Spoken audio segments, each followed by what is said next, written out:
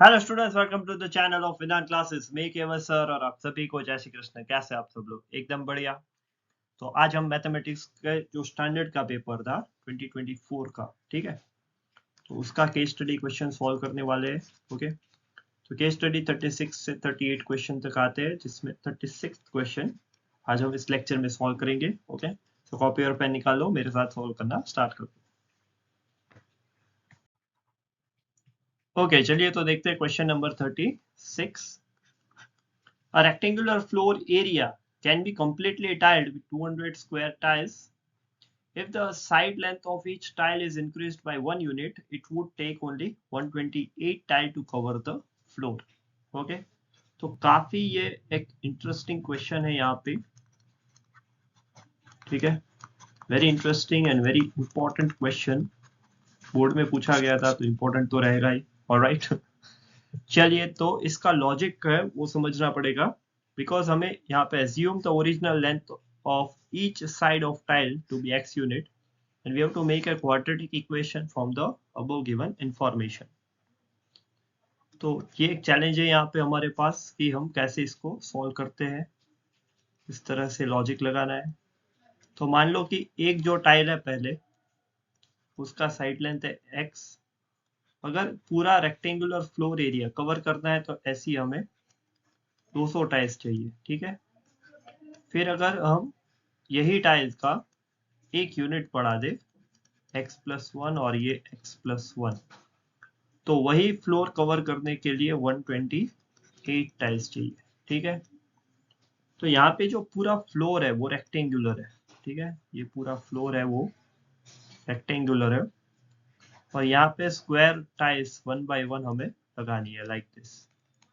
Okay, तो इस तरह से पूरा एक सवाल है यहाँ पे। अगर आप देखो तो ये जो रेक्टेंगुलर फ्लोर है उसकी लेंथ में मान लूं कि L है और विड्थ मान लूं तो B है, ठीक है। अभी मान लो कि जो पहला वाला केस है, ओके, उससे अगर हम ये टाइल्स लगाए, ओके, जो पहला केस है केस 1, 200 टाइल्स इसमें हमें लगी थी, तो एक टाइल का एरिया क्या होगा एक्स स्क्वायर। तो 200 टाइल्स का एरिया होगा 200 एक्स स्क्वायर, और वो किसके बराबर होगा? वो होगा L इंटू बी के बराबर। बढ़िया।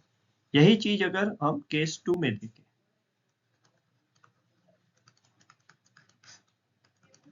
तो केस 2 में हमारे पास 128 टाइल्स है, जिसका एरिया होगा एक टाइल का x+1 द होल स्क्वायर, और वो भी होगा L इंटू बी के बराबर, ठीक है। ये पूरा रेक्टेंगुलर एरिया है वो हमें कवर करना है।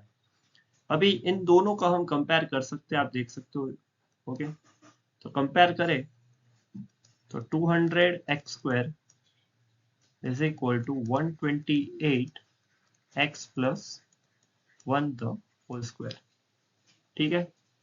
तो assuming the original length of each tile we have to make a quadratic equation। तो जो पहला वाला कंडीशन था वो हमने सेटिस्फाई यहाँ पे कर दिया है।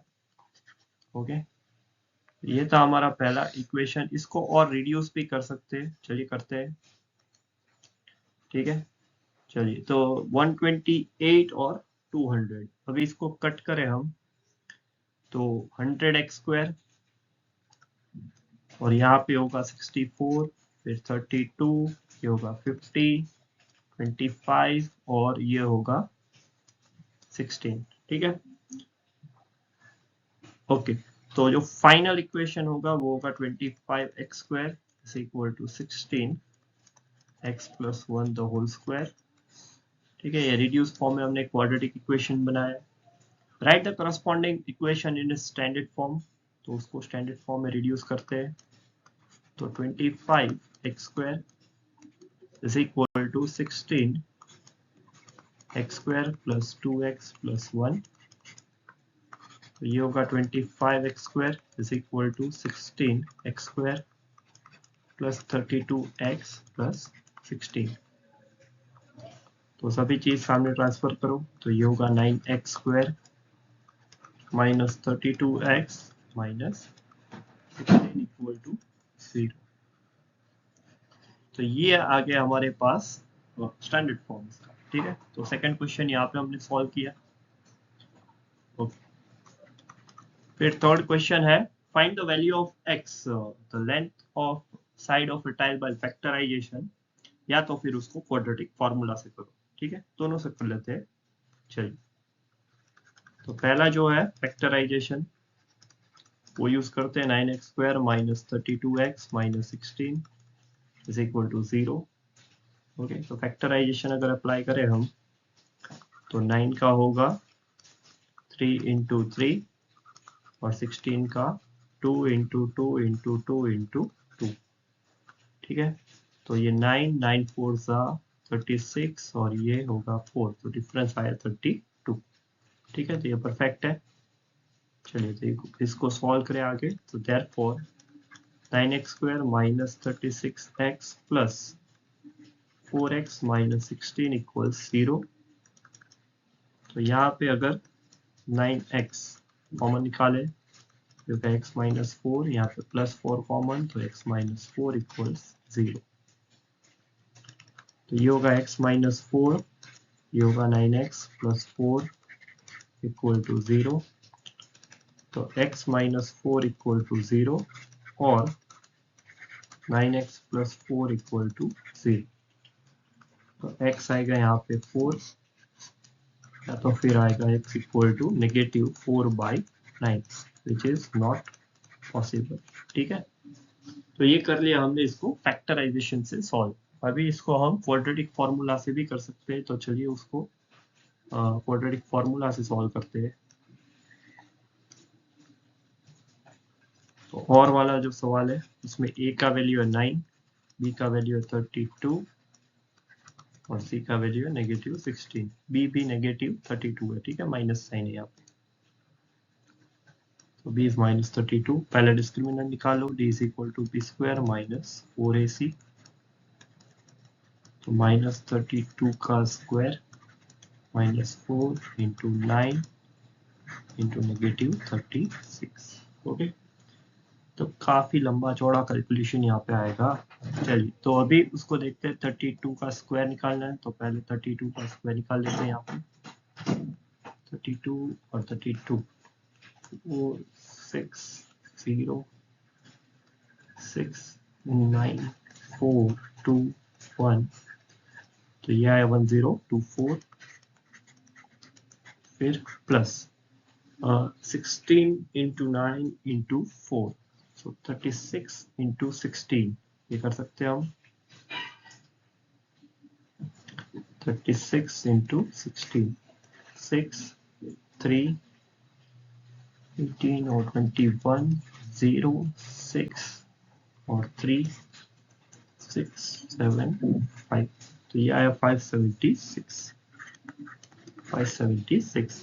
इसको 1024 में जोड़ दो, होगा 0 1 0 1 6 1। तो डिस्क्रिमिनेंट आएगा 1600 विच इज ग्रेटर देन 0।